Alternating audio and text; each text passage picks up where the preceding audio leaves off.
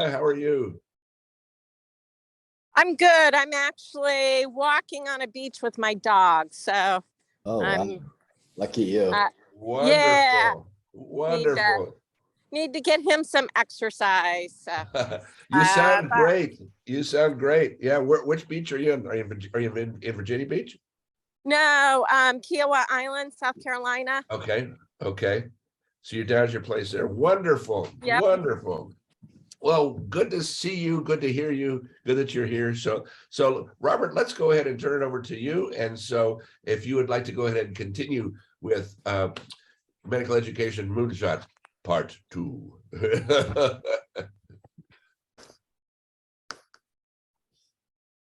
All right. Well, I'm I really appreciate everyone attending this morning. I feel very honored and to have you in on this. And I have to admit, I've changed the title, as you can see, to let me just. I've got everyone's picture here. I want to. Okay, there we go. Based on our discussion last time, I actually changed the title to Transforming Medical and Healthcare Education for the 21st Century. And I added a novel approach to improving community healthcare and healthcare delivery. I think we're very good at educating excellent doctors, but unfortunately, we've been losing ground as a country. We're dead last amongst all the wealthy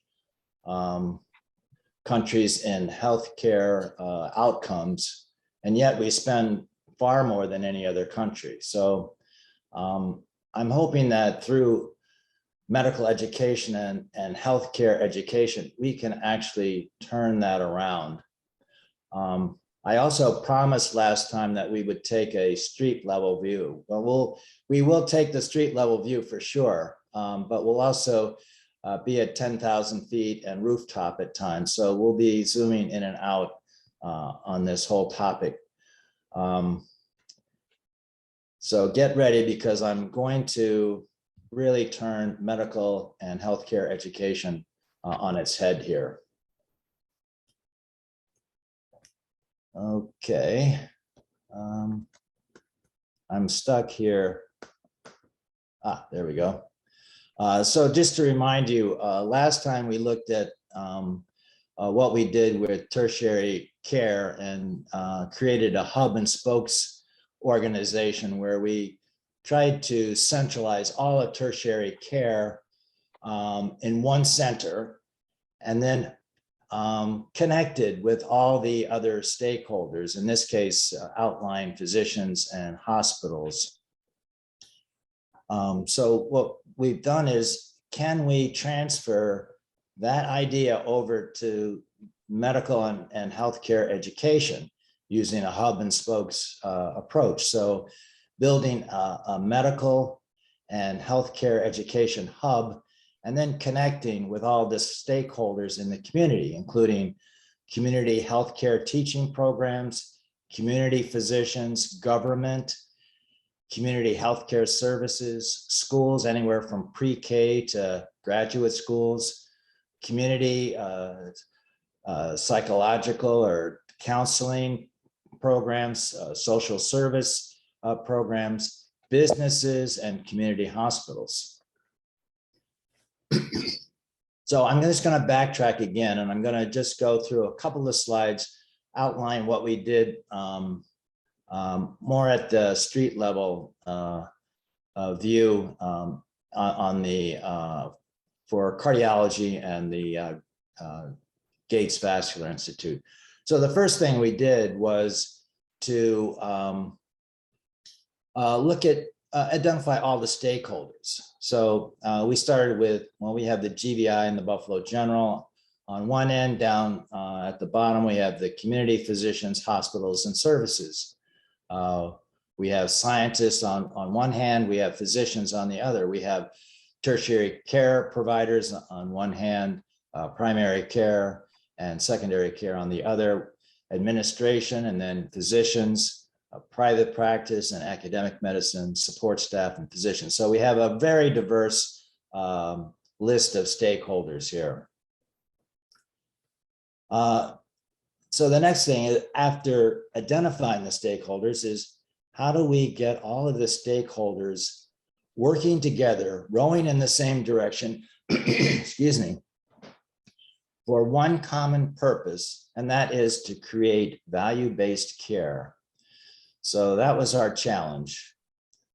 So the first thing we did in cardiology is we created a co-management structure. We identified 65 members, actually cardiologists on the Kaleida staff. They were from diverse groups, and we convinced them to join together in what we called the Cardiology Quality LLC. It was a loosely associated organization where all of these 65 cardiologists agreed to work together and with the hospital to improve hospital care for our cardiac patients. And to show that they were serious about it, we asked them to cough up $1,000 up front to pay for any legal fees or any other expenses that may come down the line. I will add that at the end, we actually gave them $150 back, $850 back. But it did show that they had some skin in the game and that they were serious about it. We then created the LLC board of directors, which was made up of 6 cardiologists and 4 group administrators. These 10 physicians and administrators represented pretty equally the 65 members of the Cardiology Quality LLC. Then that board of directors, along with about 10 Kaleida Health administrative members, and these are high-level administrators, formed the Joint Operating Committee. And then there were members of the LLC, which were part of the GVI board of directors. So this was sort of the organizational structure that we put together to help guide our goal of obtaining the best cardiac care for our patients. What the board of directors of the LLC also did was they took all the directorships across the Kaleida network, which were many, and a lot of them were kind of fluff positions. We brought them all together and we decided to coalesce them into just 4 directorships, one for interventional cardiology, one for consultative cardiology, one for electrophysiology, and one for non-invasive cardiology. We then had then we selected a chief for each of these services, and it was through a selection committee. So we had physicians, cardiologists apply for the position. They were interviewed, and then the board of directors voted on who was going to head each of these. And I think we tried to do a fair job of, again, making sure that everyone was equally represented.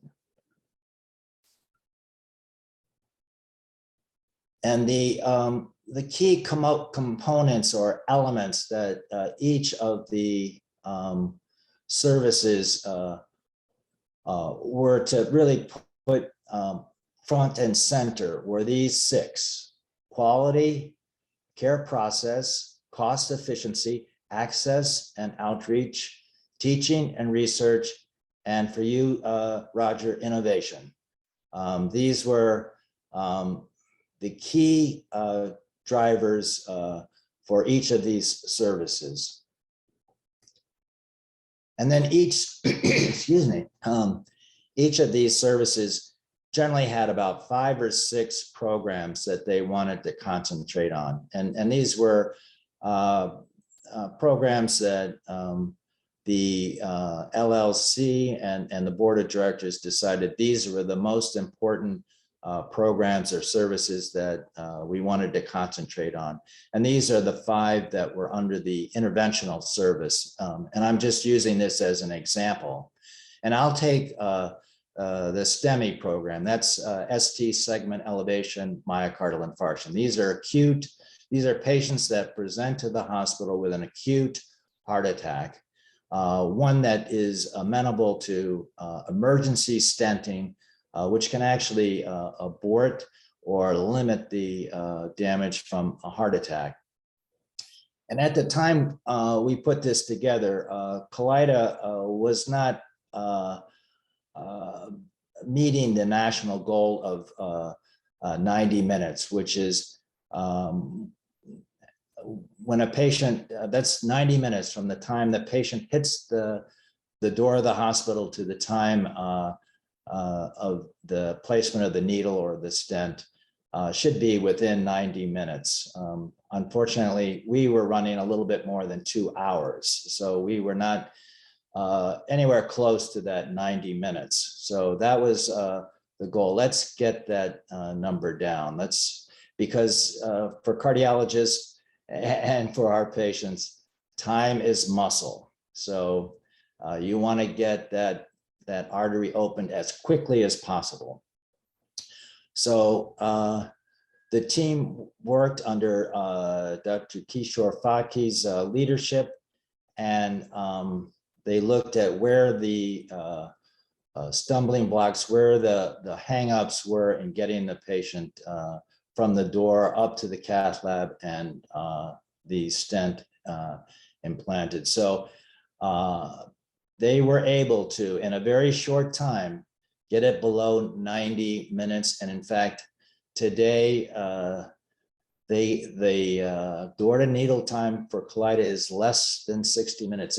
It's in the 50-minute range. And Kaleida does more STEMI patients than any other hospital in New York State. So now you may ask, well, how did that get done? Well, the committee for each of these programs was populated by not just cardiologists, which is what was done in the past. If you had a STEMI program and you had a committee, it was usually just a group of doctors meeting and deciding, what to do. And that tends to not be very efficient because things may be decided and then you take your ideas to administration or to IT or nursing or whatever to get their okay and their input. And it just goes around and around in a circle. So what we did was we said all of the committees have to be vertically integrated. So we had a Kaleida administrator, a clinical director, an academic director, a representative from nursing and or the support staff. We had someone from quality and we had someone from IT. And these were the same people that came to every meeting. So they were held responsible for their end of the program. And then we also asked all of the cardiologists in the LLC to pick 1 or 2 of the programs to serve on the committee.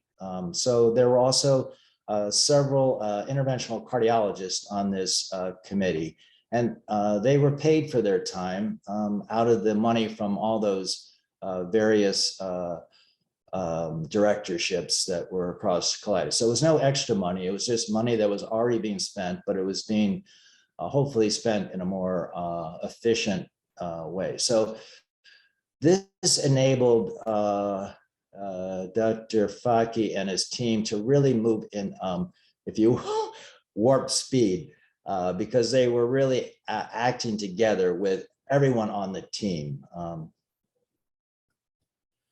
So that's what we did at the street level. And then again, going back, the other important thing is that whatever was happening within cardiology and the GBI, and we wanted to get that information out to the community and all the stakeholders.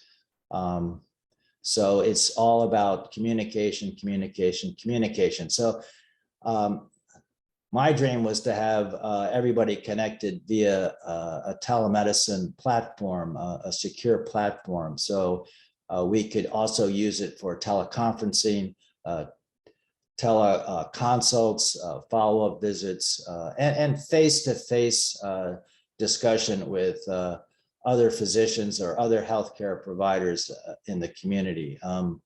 But you have to remember, this was 2011. And telemedicine was still one of those, if you said telemedicine, pretty much everybody just kind of rolled their eyes. So that never gained any ground. But we did actually develop a telemedicine program within the GBI. So physicians could talk from the cath lab to the family waiting in the patient's room, and other areas of the hospital. So that was at least a baby step in that direction. The cardiology group also convinced the hospital to invest in Imprivata Cortex, which is being used still today. And it's a secure texting, so we could communicate more freely and more efficiently with one another. So some good things did come out of that. But so that gives you sort of an, again, a background of what we did in cardiology as part of the tertiary care hub, and then hub and spokes. So let's move on to the medical healthcare education hub and spokes approach. So the idea here is, can we do the same thing? Can we create a medical healthcare educational hub and then connect with the community? So with community healthcare teaching programs, community physicians, government, healthcare services, schools, community psychological and social work programs, businesses, and community hospitals. So here you can see the stakeholders are just about everybody in the community, basically. So this is a much larger lift here. And then, so just as one idea, can we create a co-management model like we did in cardiology? So we have representatives from UB, from community resources, community healthcare teaching programs, community services. So when I say community resources, or when I say community resources, I'm talking about government, businesses, philanthropy, all of those sort of non-medical sectors of our economy. When I talk about community healthcare teaching programs, I talk about the PA programs, the nurse practitioner programs, the social work programs, all of those other teaching programs that are out in Western New York. And then the community services, all of the community services that are helping our patients. And then can we get all of those four sectors which do overlap and intersect, can we get them better organized so that everyone's rowing in the same direction and together in order to create value-based medical and healthcare education? And this is where it's a little bit different. This is an addition to what we generally think about with education, is that the education that we're providing, is that actually improving the health, the healthcare and the healthcare delivery of the community of Western New York and beyond. So it's great if we, teach and we graduate excellent doctors, but then if they go into a system where they're really not very effective, we're not solving, as Roger would say, the real problem. So just one proposed strategy for this transformation is, first of all, I see it as being led by UB. It is such a rich and large organization with so much to give to the community. And I think it really should be led by UB. And again, it should contain representatives from all the various, from the 4 various sectors that I outlined before. And when I got my my nickname is Z, as Roger's probably mentioned, because I like to get things done all at once. I'm a big bang kind of guy. But to do this, we have to be patient. It would be building it brick by brick. That's program by program. Excuse me. It's not something that will happen overnight. It's just like the GBI. The idea was born in 2005, and the GBI didn't open until 2012. So it took patience, it took time, but it's like a snowball. You build that little snowball and you roll it down the hill, and gradually it will gain momentum. It'll start to enlarge, and by the time it reaches the bottom, it will be a big, big boulder. So again, starting with the hub and UB, if it's going to be UB led, we have the medical school and we have the medical surgical residency program. So those are obvious components, but UB has over 300 graduate programs, and a lot of them are involved in IT, psychology, business, public health, social studies, and teaching nurses, nurse practitioners, physical therapists, rehab medicine. So we have a ton of programs already within UB that we should be intersecting and integrating with the medical school and with the medical surgical residency program and fellowship program in building this UB-led medical and healthcare educational hub. Then once that hub has been formed, you can start going out to the communities and all the other sort of stakeholders, community healthcare teaching programs, churches and synagogues, mosques, community physicians, healthcare providers, government, community healthcare services, colleges. It goes on and on. So it's really connecting with the community. You know, it's interesting. Every time I open the newspaper, the New York Times, there's always an article about Elon Musk. I don't know how he does it, but he's doing so much. I want to see that every time I open up the Buffalo News, there's an article about UB and what it's doing in the community. That's what this is all about. It's getting UB out in the community through medical education, healthcare, and really embedding itself in the entire Western New York area. So getting down to the street level, let's look at some more practical things here. At the medical school, we can also use a co-management program. So these are 4 examples of courses in in medical school. We have anatomy, we have a clinical rotation in year 2 and year 3 or 4. We have CPM, which is history taking and physical examination, pharmacokinetics, just as examples. So like we did with cardiology, each of those programs should have 6 components or 6 elements that they really concentrate on: learning and teaching, system improvement, quality and cost, access and outreach, research and creativity and innovation. Those should be, again, front and center.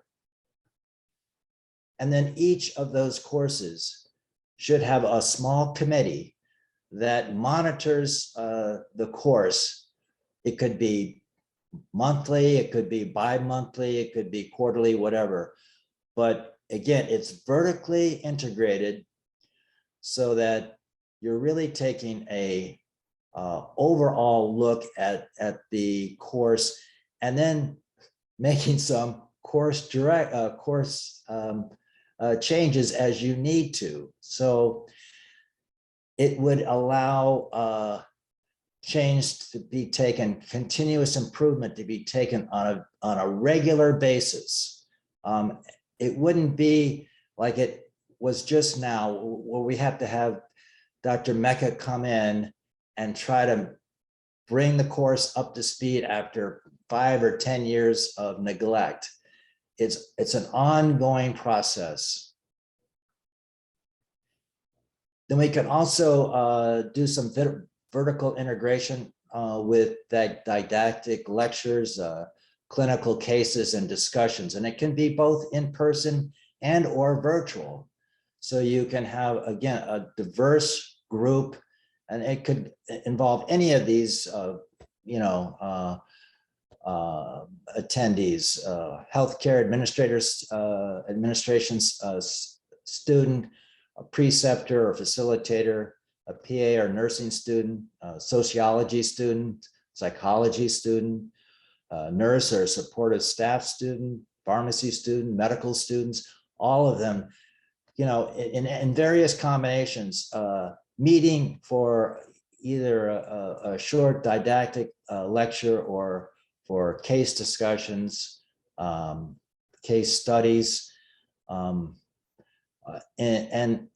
sort of interacting in a vertical way rather than just horizontally. The same thing with the residency program. Again, there's a number of different rotations. These are just examples. Again, they would have the same elements or components that they would put front and center, and they would be organized in a vertical format where you've got the chief of service, you've got someone from administration, you've got the rotation director, you've got IT, you've got someone watching quality and outcome measures, and then you've got residents all working together, looking at the rotation. How can we make the rotation better, more robust, better in every way, both for the teachers, for the students, for the patients, for the hospital, whatever it is. So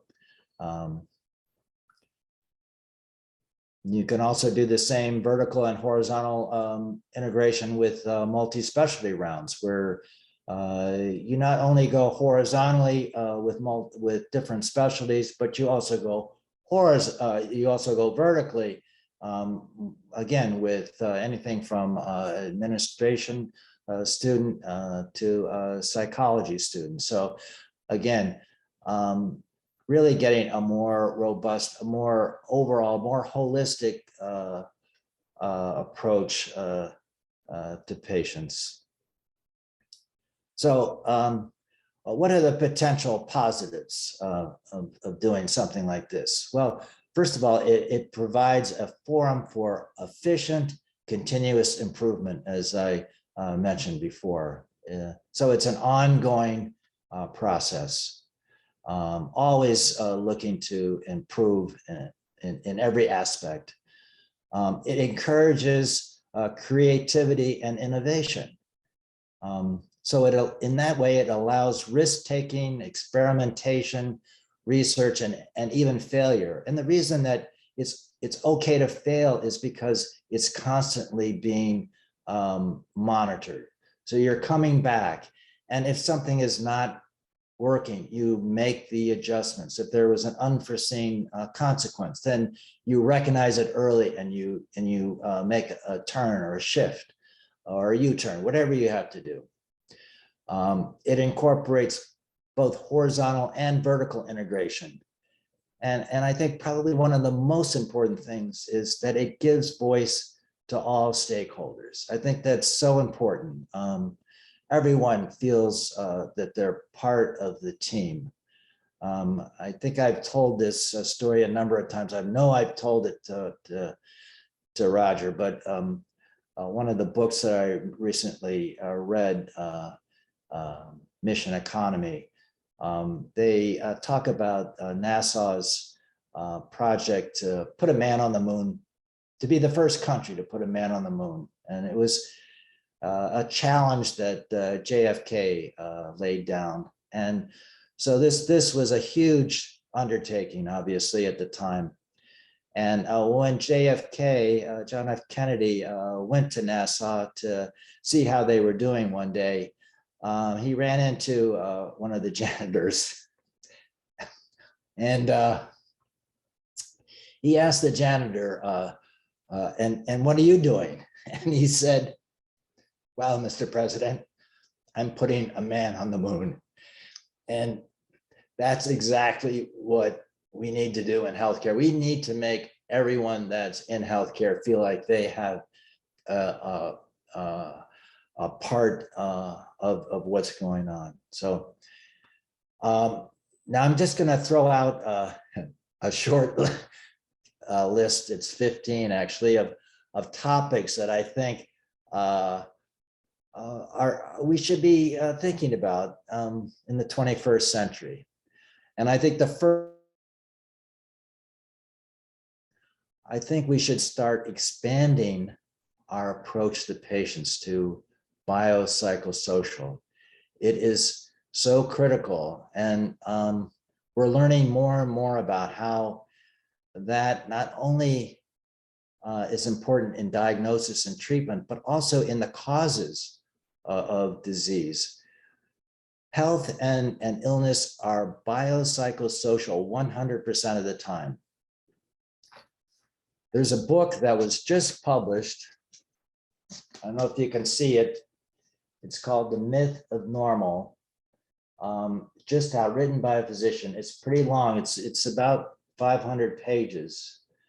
It's currently on the New York Times bestseller list, along with The Body Keeps the Score. And I would say that this is better than The Body Keeps the Score. This is much more comprehensive.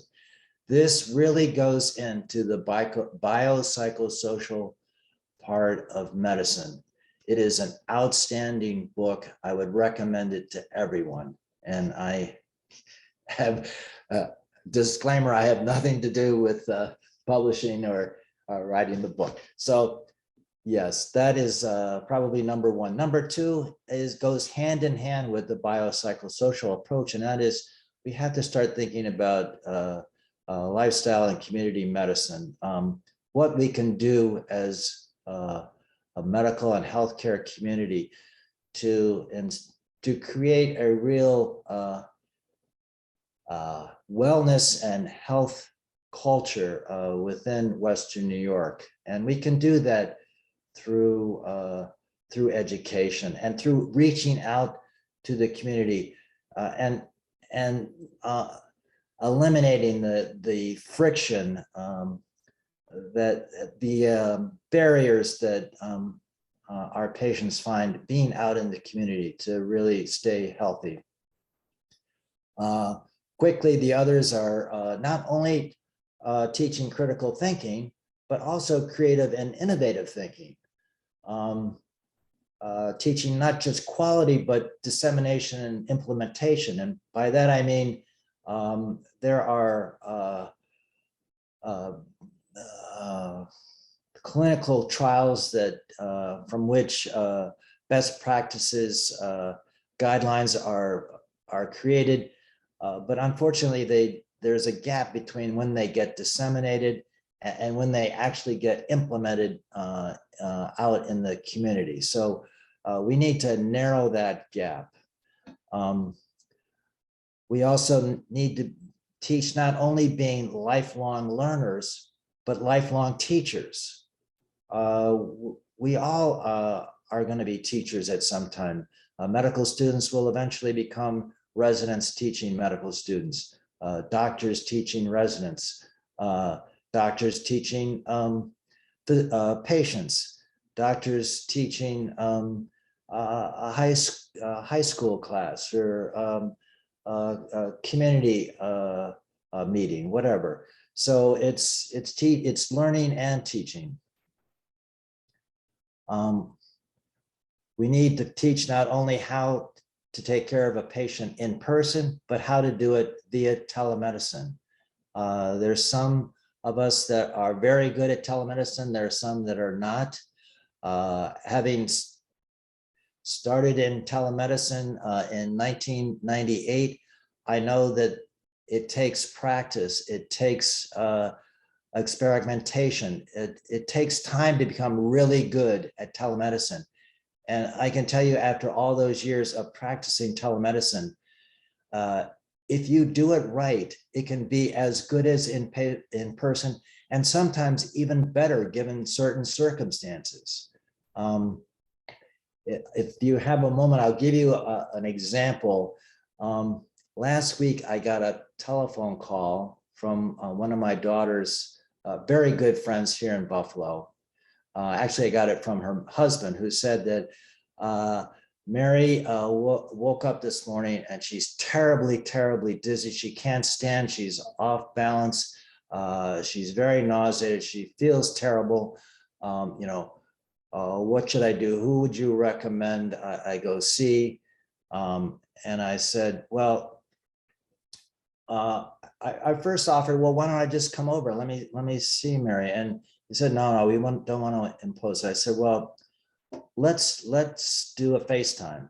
So we did FaceTime, and I spoke to Mary, and it was obvious after I spoke to Mary and I examined her with Tom's help that she had benign positional vertigo. And I said, okay, this is what we're going to do. We're going to do the Epley maneuver, and I'm going to walk you through it.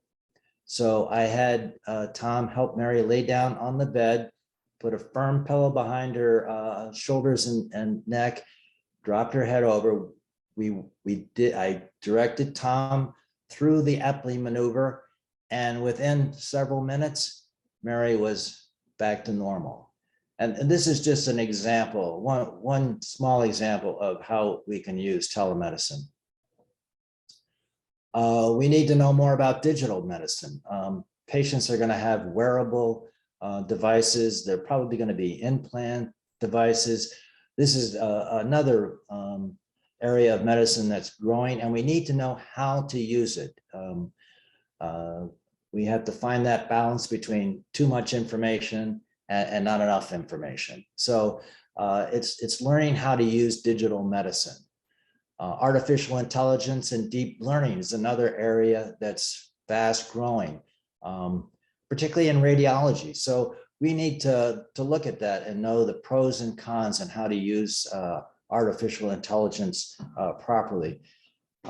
Students now are self-directed in their education. So we have to monitor that. We have to help them. We have to help them self-direct their education, because again, there can be ways that we can help and integrate that into the curriculum. Handheld ultrasound devices are also a great teaching tool, and also will become part of our armamentarium as clinical physicians as well, I'm sure, in the future. And I've actually asked Roger if I could maybe one of our meetings talk about handheld ultrasound devices. We have to help students and residents strike that balance between high tech and high touch. We talked about horizontal and vertical integration. And also taking care of our healthcare providers, both physically and mentally. This is another huge area of interest. I know Dr. Khan is going to be speaking to us about this, but this is an area that's we really need to pay more attention to. We generally, when we're talking about medicine, we're talking about lifespan, but we should also be talking about health span. And by health span, I mean, what's the time of our life that we are staying really, really healthy? I mean, we could live to be 80, but at the age of 60, we're suffering, 2 or 3 chronic illnesses. We can't do the things we want to do. By the time we're 70, we're in a nursing home. That's no way to spend your lifespan. So we've got to concentrate on health span as well as lifespan. And finally, we need to look at eliminating unnecessary stuff. I think we teach a lot of things that we just do because we started doing it in the 18th century.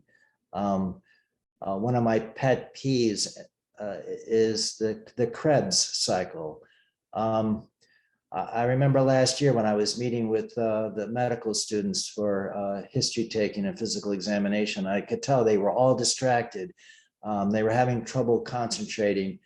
And I asked them what's going on, and they said, well, tomorrow we have our big test. And I said, well, what do you have to do? And he said, well, we have to be able to memorize the Krebs cycle. And I said to myself, when's the last time I called on the Krebs cycle at the bedside of a patient? I mean, it's just archaic to me sometimes, some of these things that we're asking students to learn. I think this is, I could go on and on about this, and this will be a subject for another meeting. So to wrap it up, I think I'm just proposing that we have a UB-led medical and healthcare educational hub that really reaches out to all segments of the community. It's can be both physically and or virtually integrated. And it's really a community model. So the point is that by integrating all of the pieces and aligning everyone, we can really have a single purpose, and that is value-based medical and healthcare learning and teaching, which then translates into improved healthcare and healthcare delivery for our community and beyond. So I'm going to end with this famous painting, The Doctor, which Archana can certainly tell us all about. This was painted in 1891. You can see the physician at the bedside of this dying 5-year-old boy with the mother and the father in the background. The father is actually the painter of this beautiful piece of art. And so I would say that the future 21st century and or healthcare provider is what we see in this picture. On the right is David. He worked in our wellness program and is now a resident in family practice. Around his neck is an electronic stethoscope, not an old acoustic stethoscope, but an electronic stethoscope, which has many advantages, which maybe I'll speak to at another time. He has a handheld ultrasound device in his hand. he's smiling. And the reason he's smiling is because he's surrounded by a great team of healthcare providers that provide holistic care to his patients for all of their needs. And he's happy because his patients are getting what they need. And he's also leading with empathy, and he's treating with compassion, as the painting shows on the left-hand side. And he's reaching out to the community, like the physician in the painting.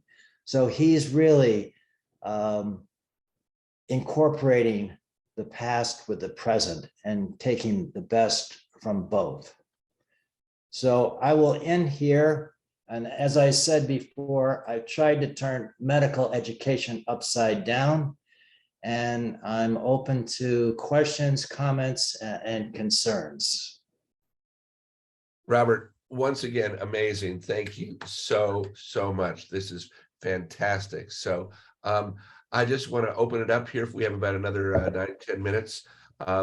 And Tanya, as I'm hearing Robert speak here, this has a lot to do, I think, with the work that you're discussing with the community outreach of UB.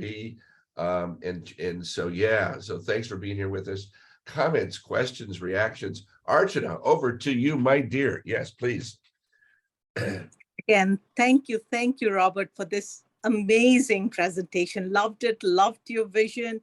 And it's really, you've put the health back in healthcare, because this is again, the way we work together in teams, and how we don't teach in teams, and how we don't learn in teams. And also, again, going back to that vertical integration and transformational education that Dan mentions, this is really bringing the community, or making the community the school. And I think, again, just as you were talking, my head was churning, and I was thinking of other sort of values for it. Even as our students learn, if there is that community partnership, talking about geriatrics, there could be also that added benefit that you can learn and also alleviate the loneliness of the elderly that are there. That could be that connection. We could have sort of, I think what comes to mind is Don Berwick's address, his last 2021 IHI address. And I think it was even published in JAMA, where he talks about I forget what he calls it, but it is like 10 teams. And some of the teams that he mentioned that sort of stuck with me were health coverage, food insecurity, I think immigration needs, even sort of climate change, correctional, and all of those can now be integrated in the education. And ultimately, it's about that advocacy. And it really, again, you make a living by what you get, but you make a life by what you give. So having the education such that not only is the learning rich, but the outcomes that we can then monitor to really bring about a change in society, to change that mindset. So thank you again. I just want to say one thing. You mentioned the top two are most important, but I'd add the third one is equally, if not more important, is that creative thinking, innovation, because that really is the fuel that will drive all this. So thank you again. Totally appreciate it. I lost my Wi-Fi, so I had to move to my phone. I hated missing even half a slide. Thanks. Wonderful. We have a quote. We have something here in the chat from Brenda. Thank you, Archana. And Brenda said, this was great. We did have our students learn in teams, but students were still focused on USMLE, and that won't change in the program until program directors look at other factors than medical knowledge.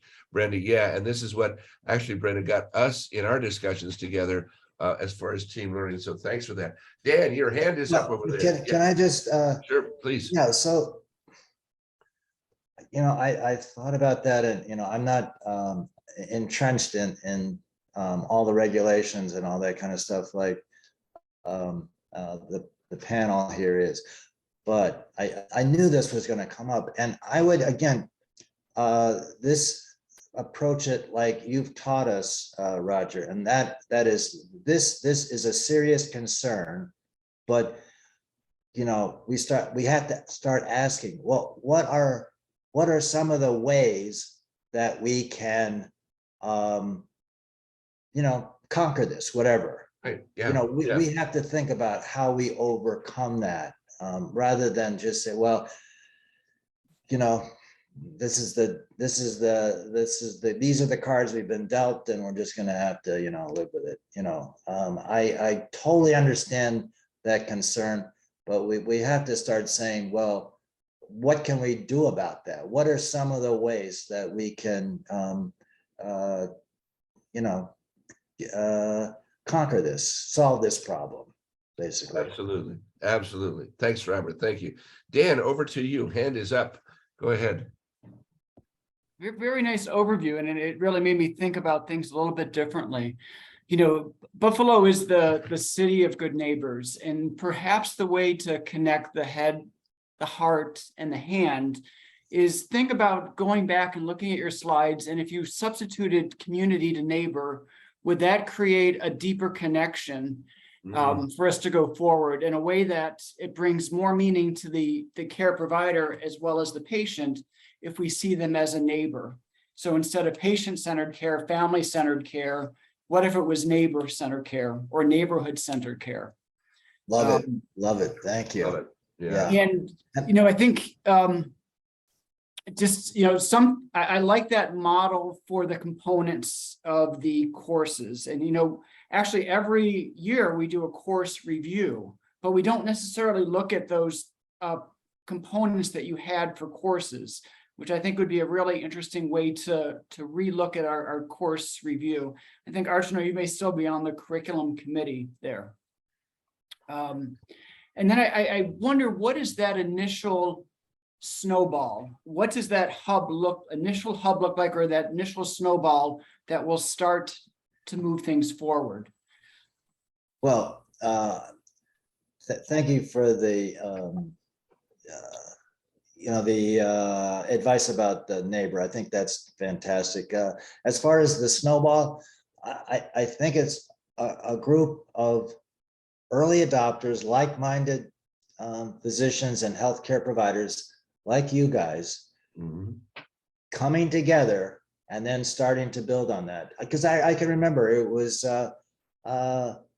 me and Nick Hopkins, and then then it was more and more people. It kind of builds on itself. And that was one of my questions for the panel is, how do we get, if we want to make some changes, and I'm not saying make the changes that, all the changes that I've put out there, but how do we start making some changes, some really transformative changes together?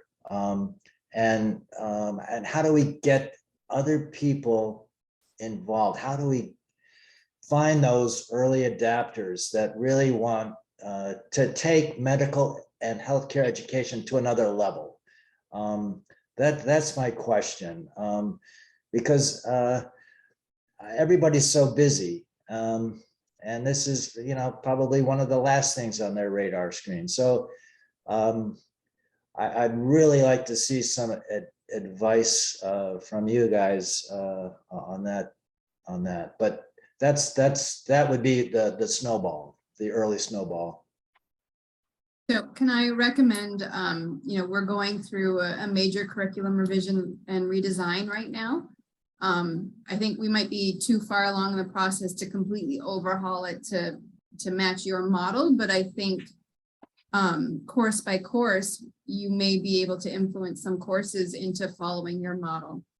So you might need to get in front of the curriculum revision team and propose your ideas. Okay. Tanya, thanks for jumping on that. I was actually going to ask you about that. So thank you. Yeah. Yeah. Good. And along that line, I've been thinking like in terms of the next time Archana's course is reviewed, perhaps it can be reviewed through that model, contrasting our standard course review. And then what would it look like if we reviewed it looking for creativity, innovation, IT, community involvement, community engagement?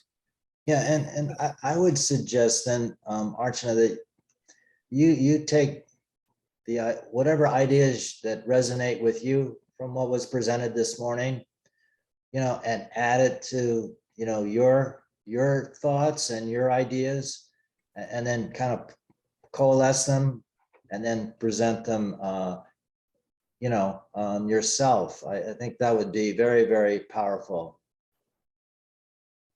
I again, as you were speaking, I was already thinking about remodeling advanced medicine and having some of the spokes that you mentioned put together. Because one thing I know that we have this large IPE program. That's one of our strengths. We do have this interprofessional education, but it's sort of is there in the preclinical years, but after that, it's left up to the different hospitals and the different programs to integrate it. So that's one thing, is that even if the learning, some of it, for example, for residents, the next,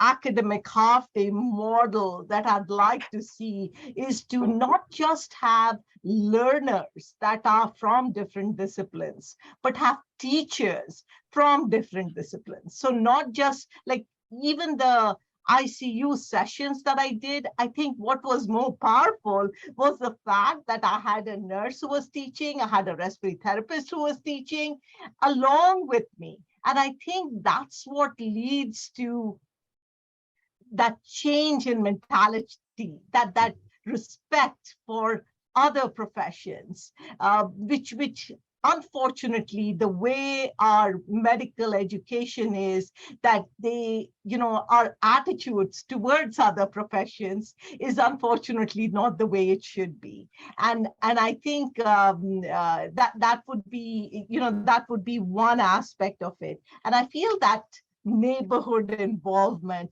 we do have some courses, again, preclinical, that are based on the neighborhood integration. But I feel in the clinical realm too, we are planning now to have like sub-internship in surgery, medicine, pediatrics, like a new model of creating that. And I think this would be so valuable to set the tone for the other courses as we design, our little courses.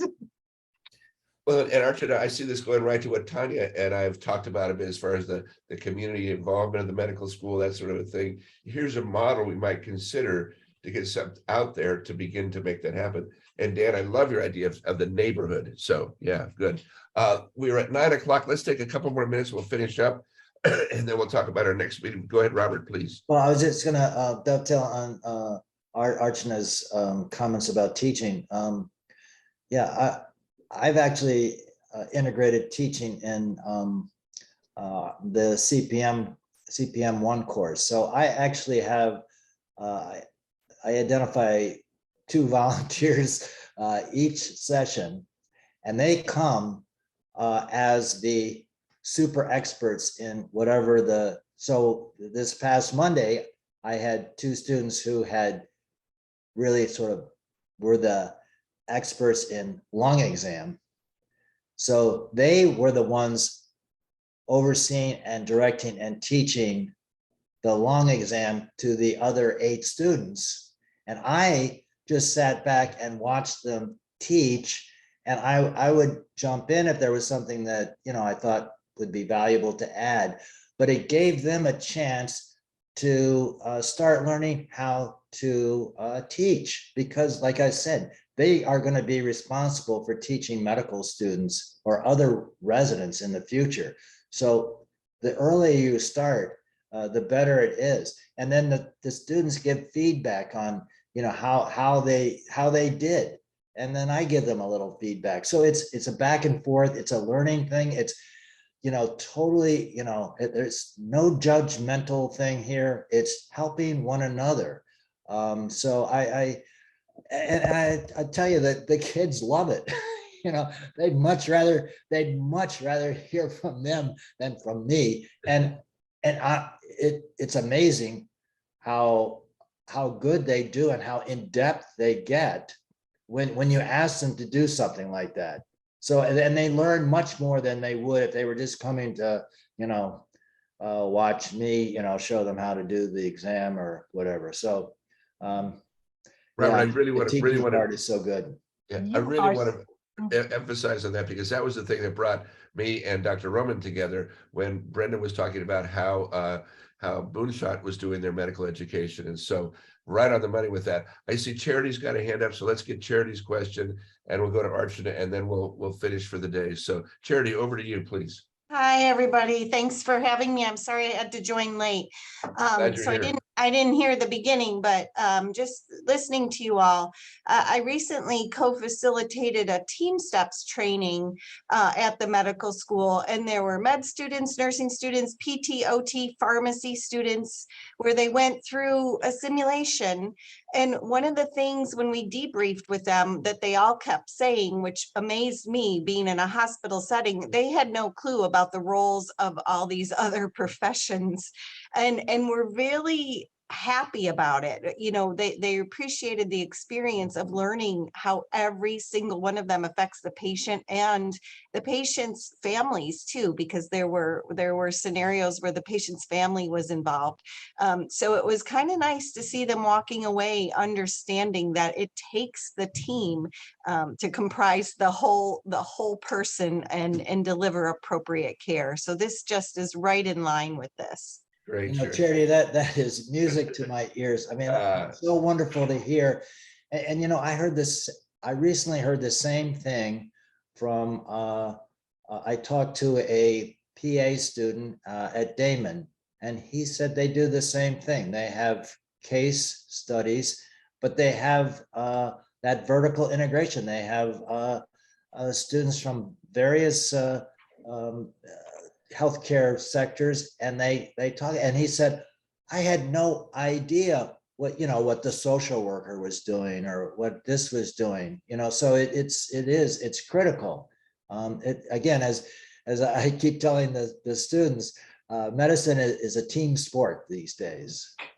So you have to play like a sport. You have to play like a team. Yeah, it was nice for me as a facilitator too, to co-facilitate. I think it was a professor of physical therapy, and that's not someone I would normally collaborate with either. So it was nice for the teachers as well.